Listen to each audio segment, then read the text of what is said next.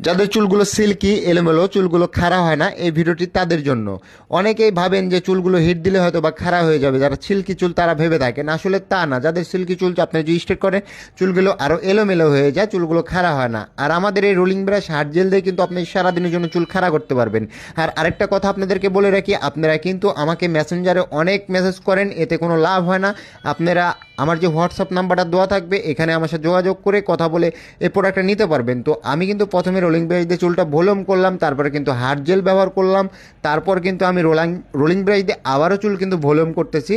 আর এই ভলিউমের শেষ ভলিউম, কারণ প্রথমে রোলিং ব্রাশ করতে হয়, চুল ভলিউম করে নিতে হয়, তারপর হার্ড জেল লাগাতে হয়, তারপর আবার রোলিং ব্রাশ দিয়ে চুলগুলো সেট করতে হয়। তো আমার এই ক্লায়েন্টকে টেপার কাট দিয়েছিলাম। তো আপনারা দেখতে পাচ্ছেন কেমন হয়েছে ভিডিওটি, অবশ্যই জানাবেন। আর ভিডিও ভালো লাগলে শেয়ার করবেন।